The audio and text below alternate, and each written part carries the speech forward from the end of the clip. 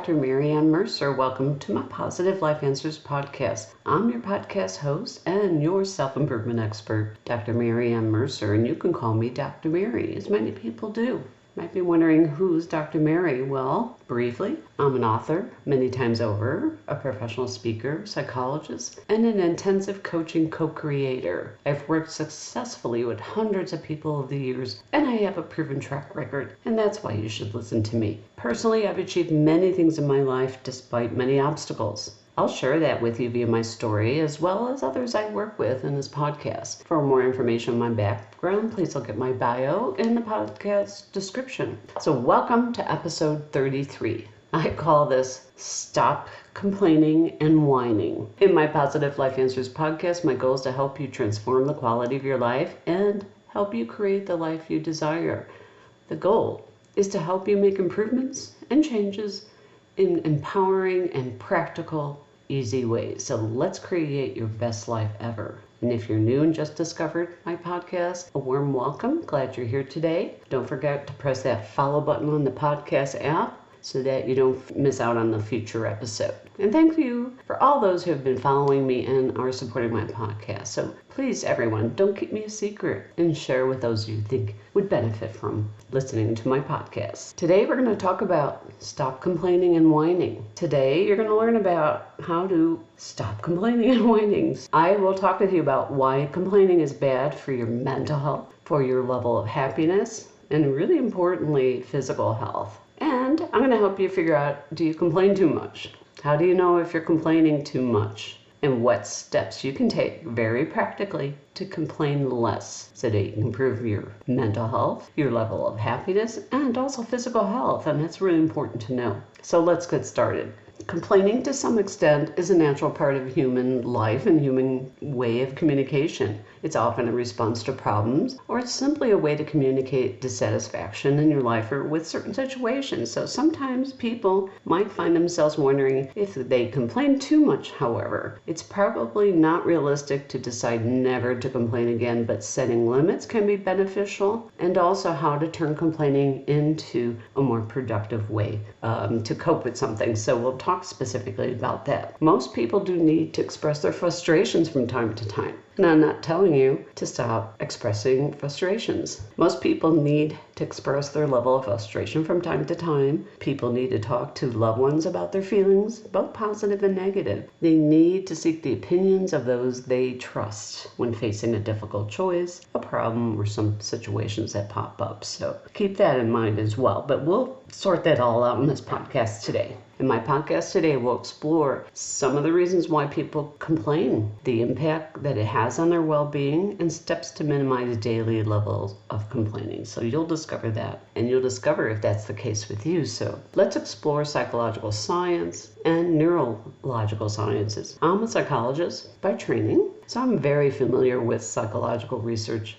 So let's explore the psychological research and the good reasons to stop chronic complaining, or when complaining seems to take over your life. First of all, complainers focus totally on problems rather than solutions to their problems and challenges in everyday life. Complaining makes people feel, I observed, and I'm sure you have as well too, complaining makes people feel a little more upset, down, and helpless. Unhappy and pessimistic people focus on complaining and blaming. However, happy, more satisfied, and upbeat people focus on solutions and self-responsibility. And yes, they will express their dissatisfaction, but they will quickly turn that into focusing on solutions to their problems. And if you've been following me for a while, you know that is the basis of optimism, and you can hear about that in earlier episodes of why to be optimistic. So take a look at those, or take a listen to, I should say, those podcasts. Tons of research in psychological literature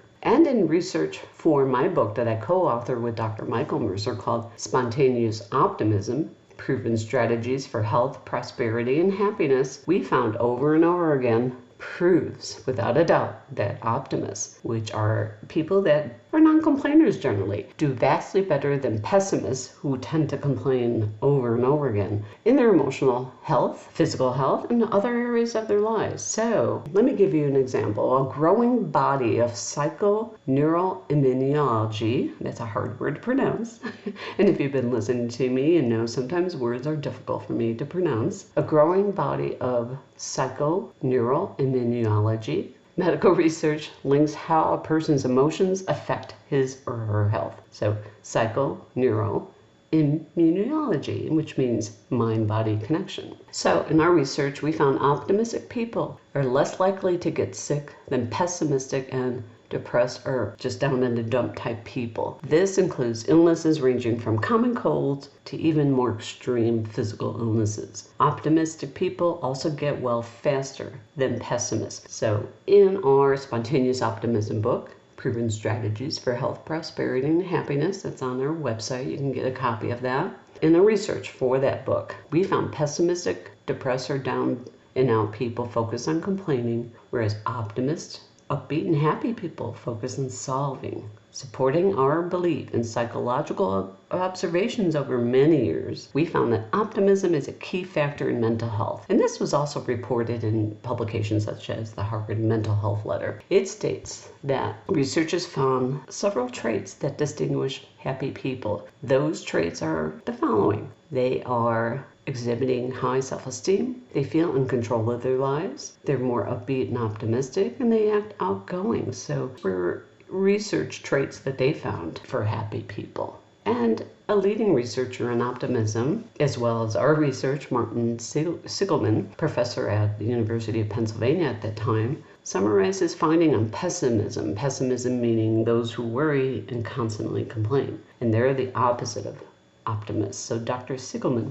found that pessimism tends to lead to depression, worry, tension, anxiety, hopelessness, and setbacks and frustrations. So let me repeat this key phrase again. We have found, Dr. Michael Mercer and I, that pessimists, depressed, or downbeat people focus on complaining. Optimists, upbeat, happy people focus on solving. Well, let me just boil it down to this. Optimistic people are happier. They take a lot of self-responsibility. They take actions to find a fulfilling and exciting life. And their physical health gets the benefits of it. Optimistic people tend to get sick less than pessimists, and they heal and get well faster. And when problems pop up for them, they may express their feelings, but then they quickly go into problem-solving mode. Pessimistic people are unhappy. They blame others for their lives. They don't know what they want, and they worry about the current moment, the past, and the future. They're just not present. And pessimistic people tend to get stressed out more when they're dissatisfied and they get into this complaining mode. And as a result, the stress on their body makes them get sick more often, and it takes a lot longer to get well and heal. That's a preview as to what I'm going to go into now about why complaining is bad for your health. A lot of people talk about how complaining isn't good for you in terms of emotions. More and more research that we found for our book, and then keeping up with the research currently, says to me the following. When you complain, you increase your levels of cortisol, also known as that stress hormone, and you probably heard that stress hormone before. That chronically high levels of cortisol can lead to a variety of health problems, including risk of depression, digestive problems, of course, sleep issues, high blood pressures, and even the risk of heart disease. And people who have that high cortisol are always stressed out, and they tend to be pessimistic people. When we complain, the hormone cortisol is released into the body, which is responsible for our flight or fight response. Just briefly, when the flight or fight response is activated, our brains redirect blood, energy, and oxygen away from non-essential systems. Repeated complaining, listen to me here, repeated complaining results in cortisol being released in high levels, like higher levels, putting us more at risk for developing all sorts of physical ailments, as we just talked about. So really pay attention to this. One study published in the Archives of General Psychiatry found that on average, optimists, people who tend to be more optimistic, tend to live longer than pessimists. They have found, and you can look this up in the Archives of General Psychiatry, optimists were found to have a 55% lower risk of death across all causes and we're 23% less likely to die of heart disease. If that doesn't convince you to get out of this stuck pattern of whining and complaining, I don't know what else can really get you off your rocker on that. Neurological researchers now believe that people complain because the brain loves efficiency and it doesn't like to work any harder than it has to. What does that all mean? When you repeat an activity, such as complaining, your neurons branch out to each other to cause a flow of information. This makes it simpler to replicate the behavior in the future, like complaining. So each time you complain, your brain starts going into a routine, and that is very, very important to understand. So every time you complain, there's an electrical charge that's triggered. So electrical charge in your brain that's triggered by complaining. The synapses, meaning the information that flows from one neuron to another across a path, across a synapse, grows closer together. So the brain is constantly setting up this new pattern. Some people call this rewiring. The brain is rewiring its history and physically changing itself to make it easier and more likely that the proper synapses in your brain will share this chemical link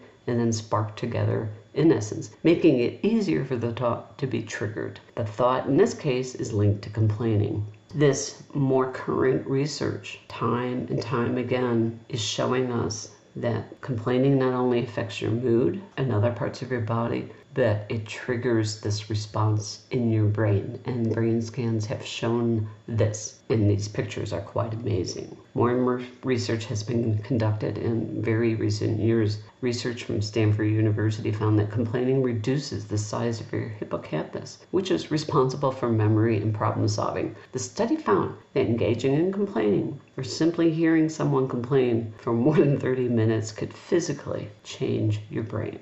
Isn't that scary? What happens is really fascinating. Our brains generally don't want to work any harder than they absolutely have to. So when we repeat certain behaviors like complaining and moaning, our neurons branch out to one another to make this information more easily transferred. And then it becomes this automatic response. Your brain gets hooked, and it's a way to say it really, your brain gets into this pattern and it gets more and more ingrained. So the more frequently you complain, you increase your likelihood of thinking negative thoughts later. It's like a habit, like a behavioral habit. So think of your brain responding to complaining over time as a behavioral habit in a neurological way. So neuroscience, the synapses that fire together connect automatically together. And this is used to explain this concept. So remember that. Within your brain, there is a constellation of synaptic gaps between synapses. Every time you have a thought, one synapse sends a chemical signal across the synaptic divide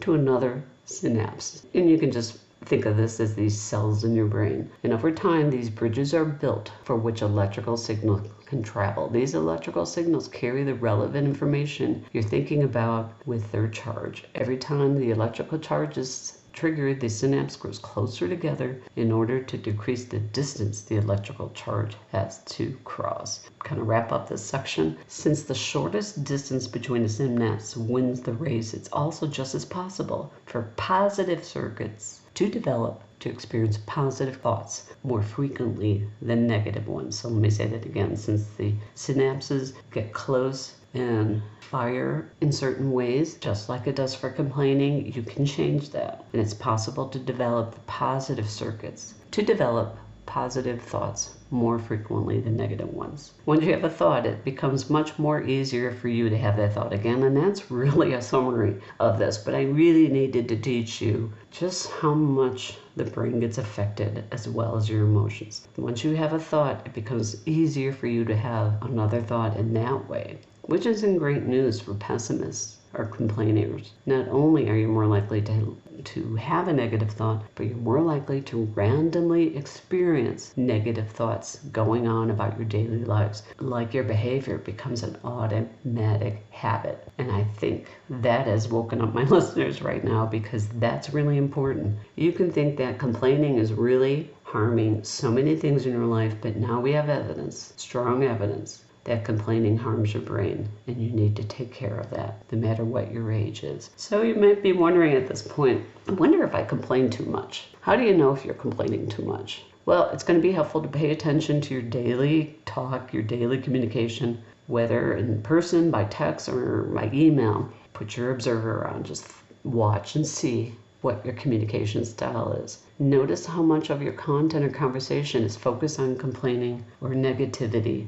And just be aware right there. That's a good way to start. So some signs you might be complaining too much. Well, let's see, you kind of air negativity, but don't try to find any solutions. You often ruminate about stuff that's going on in your past, present, and future, possibly. You experience some regrets, or a lot of regrets. You frequently experience feelings of uneasiness, worry, and perhaps even anxiety. You're usually a bit irritable after complaining. You have a negative mood and outlook on everything. And talking about your problems makes you feel more helpless and hopeless. And you've done nothing to make improvements and changes, so you become disempowered. So if you relate to any of those statements, then you're complaining too much. You may also notice that other people begin to pull away from you or avoid you because you're constantly negative. And let's put it this way. Frequent complaining reduces the number of positive influences in your life. People who do not want to spend time with you to reinforce your negativity through ruminating with you or rehashing events over and over again. It's a turnoff. And they become like seeing you like an emotional vampire, which you talked about in our last episode or so. So the more you complain, the more annoyed you become. If you notice or talk about during the day things that annoy you, it is no surprise that you're unhappy or dissatisfied. If you only pay attention to bad things, then the only input your emotions receive is negative. So I think that is eye-opening. Before I go into what steps, just start by observing how you think and talk on a daily basis. It's not hard to do. A few times a day, do some random checks and reflect. So what steps can you take to complain less? The idea is to pay attention to how often you complain. Maybe more often than you think. So it could be eye-openings. One of the ways my co-author and I talk about in our Spontaneous Optimism book and our intensive coaching sessions, we recommend an exercise called Optimism and Happiness by the Numbers. And very, very easy to do. Obsessing on negative thoughts and complaining will lead you to a bad mood. We just discussed that. Bad mood, bad body, bad brain. A simple way to become happier and less of a complainer is to count your way to more positive thoughts. It's easy to become an expert at switching your negative and bad thoughts to more positive and upbeat thoughts and feelings. All you need to do is focus on counting and switching your bad thoughts to more upbeat or uplifting thoughts. It's kind of a mind switch technique. Each time you have a negative thought from now on, every day, each time you have a negative thought, immediately switch to a more upbeat or positive thought and a solution to your problems. And if you really are serious on changing yourself, make a check mark on a piece of paper or in your phone note each time you switch like that each day. The goal will be to decrease the number of times you need to switch. For example, it's been really amazing, this journey of our patented intensive coaching technique. I worked with an incredible producer, and when I started working with him, I was just amazed that he fell into a pattern of complaining, and it really shut down his creativity. Like him, at first you may need to switch 50 times a day, and he needed to switch many times a day. In time, I taught him to decrease it to 20 or 10 times a day. And you can too, just by observing. And I think it's important to either, make a check mark on a piece of paper or in your notebook in your phone, because it will help reinforce that you are making progress. If you're obsessively negative, you'll become obsessively positive using this technique. And so did he. And that will increase your energy and zest for life like it did for my intensive coaching client. So paying attention to how often you complain is eye-opening and sometimes shocking. And these reactions are great to experience because it will motivate you to change. Another good example I use with my intensive coaching clients and in our book, Spontaneous Optimism. To get rid of negative or bad thoughts, remember the rule of happiness. This is an important rule. You may have heard this in past episodes a long time ago, but if you're new and even if you're a regular follower, and let me bring this back up because it's really important here. To get rid of negative or bad thoughts, remember the rule of happiness. You can only have one thought in your mind at a time. You can only have one thought in your mind at a time.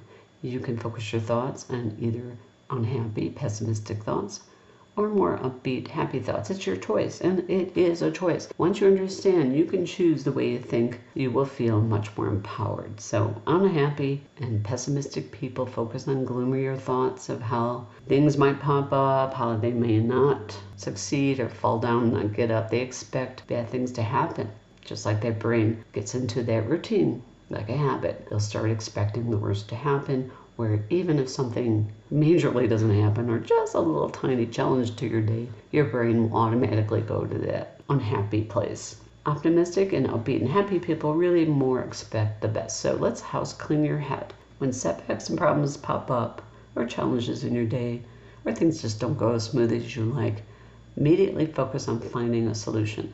This is an important mind shift technique. Notice, don't critique yourself. Then remember to say to yourself, mind shift, and that'll be your cue to focus on better things in life. Unhappy, pessimistic people focus on complaining, as we talked about, and optimist focuses on solutions. So let me give you an example. When you realize you're doing it, turn your complaint into a positive one. For example, I hate getting up in the morning. Hate getting up in the morning, let that mind shift word pop up in your head and change your story there. So I hate getting up in the morning becomes there's so many things I can do today and I look forward to it. Start gently and then make it more and more positive. So observe yourself talking more. When you're practicing this, watch what you say and never say the word try. Happy and optimistic people are very good examples of this. You need to learn what they do. Optimistic people talk and act in certain ways. They use certain words. The words can affect your mood, your brain,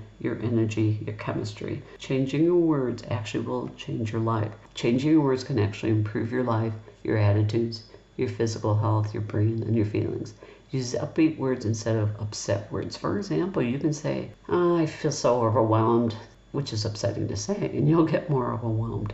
Or you can say, there's a challenge here. There's a little bit of a difference in what I expected, but nevertheless, I can figure out what to do. So you can say, I feel challenged, but nevertheless, I can do it. I can figure this out. And that immediately rewires your brain, rewires your emotions, and helps you move on. So I think one of the most interesting differences between happy and unhappy people is that happy people rarely use the word try or the word but. These two words leave people feeling hopeless and not in control of their lives. So remember that. So each time you have this negative word and thought, immediately switch it to a more upbeat thought or a word, especially a solution to your woes. So this is really important. So we're trying to detox your mind, remembering the rule of happiness, one thought at a time. Remember, it's your choice. So let's house clean your head and keep switching and switching and switching. And of course, you can guess what I'm going to go here now is that look for solutions more than problems. Get into the habit of searching for opportunities rather than focusing on every single thing that did not go right during the day. You have to be flexible. Look at people you surround yourself with as well. Are they negative? If they are, that can be contagious. In my research for upbeat and optimistic people and changing your life on spontaneous optimism, I uncovered these various problems that make people negative. And one of the patterns in the term that I coined many years ago is emotional vampires. And we did a whole show a couple episodes ago on emotional vampires. So please give episode 30 a listen to for more information. It's a really fun episode and it really helped you categorize the different kind of emotional vampires and what to do to change that.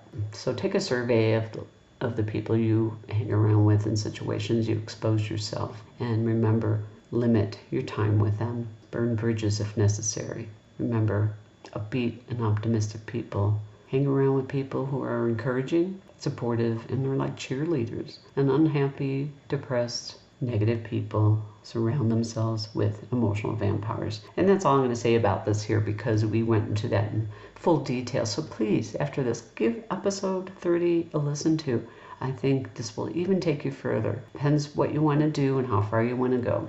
Another suggestion I have about detoxing your mind is to journal. And we had an episode on journaling, but writing in a journal brings many health and wellness benefits as well. The trick to effective journaling is to write about the problem, your feelings and reactions, but then brainstorm solutions and see the positives in that situation. It's really important. Some people just journal and just whine and complain on paper, but they don't mind switch. So remember that word, mind switch. Start listing, just brainstorm solutions to your problems and don't critique it. Then you can go back there and see which ones land for you. And remember to remain grateful in that process. It's always good for your emotions, your brain, your body to end the day counting your blessings. And that could be a great way also to get out of a bad mood and switch your focus away from your frustrations. And I bet you'll have a better night's sleep. So make sure you take these actions.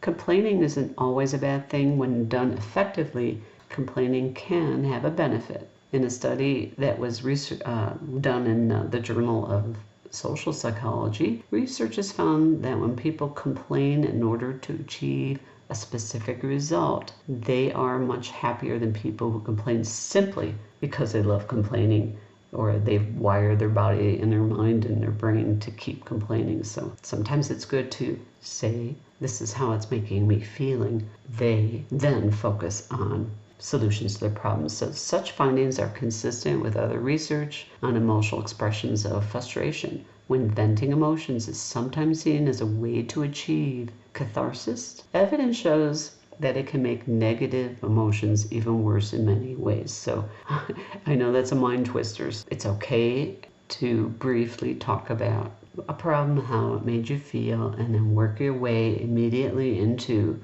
a problem-solving mode. Because if you just vent, you're going to be drained and you're not going to know where to go in life. This holds true for if you're on social media, chat groups. Posting negative rants might make you feel better momentarily, but studies are showing focusing on negative emotions worsens your mood. Rather than releasing emotions, it tends to amplify them and make them stay stuck. And what I talked about the brain, it is a routine that the brain develops too, and it's that knee-jerk reaction. And you can change that just by making a decision to use these strategies today. So what can you do to make complaining more effective and productive? Complain with a purpose, and that's important, particularly when standing up for yourself in certain situations. Constant griping in any situation is bound to create more stress and conflict and stress on your mind, body, and emotions. But strategic complaints that focus on finding practical solutions can make airing these grievances more useful. So yes, don't stuff it in your body. Briefly express it in a way that's not in drama. So don't get dramatic about it. Just report the facts. This is what's happening, and then move on to gain clarity. Ruminating about past events are harmful, and sometimes journaling and talk about things that are troubling can help you in your process to gain clarity regarding your experiences. So remember, limit your complaints, especially if you're complaining 20 times a day, and start with allowing yourself, I always suggest 3 complaints a day. So when you're noticing and observing yourself how many times a day you're complaining, the goal would be to train yourself to start with only 3 complaints a day. Focus on keeping your daily communication as upbeat and problem-solving and practical as much as you can. When you do complain, mindfully be aware of how it might negatively impact your mood and your body and your brain. Ask yourself, what can I do to solve the issue I'm complaining about? So ask yourself those questions. Is there somebody who can support me in solving this issue? You want to pick the right person, because some emotional vampires will just get into a tailspin with you or try to compete with your mood or complaining. So find that positive, upbeat, supportive person who can support you in solving your issue. And ask yourself, is this a reoccurring complaint or a one-time problem or situation? If this is something you're complaining over and over again, that's a clue to really get working on these suggestions. Once you identify the source of your coping mechanism, you can begin to undo this automatic response of complaining in this case, and instead learn to respond with purpose and clarity. In my Bouncing Back from Difficult Times book, you can find that on my website, PositiveLifeAnswers.com, and our online store. But in researching and writing Bouncing Back from Difficult Times, I talked about how being adaptable and flexible in times of problems and challenges or changes is really important.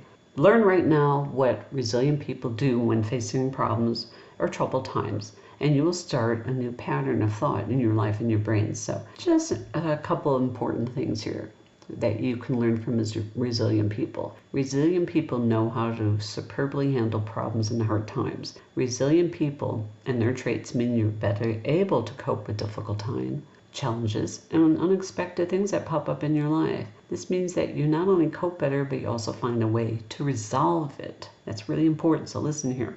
Resilient people seem to naturally draw on their experiences. They learn how to overcome or problem solve in the past that helps them in the present. They've survived adversities and they learn their lessons. So resilience is a process of adapting well in the face of adversity, stress, and ongoing stresses in various aspects of your life.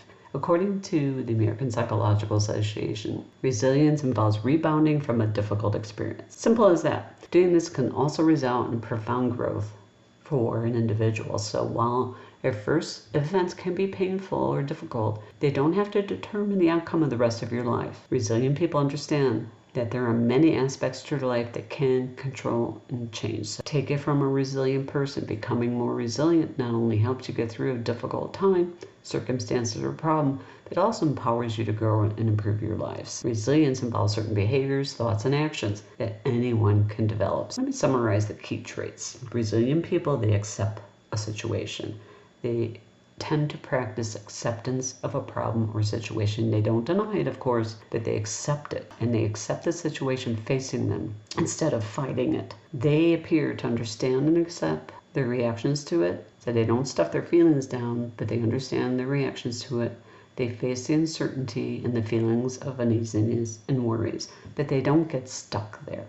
They don't get stuck in complaining and whining over and over again.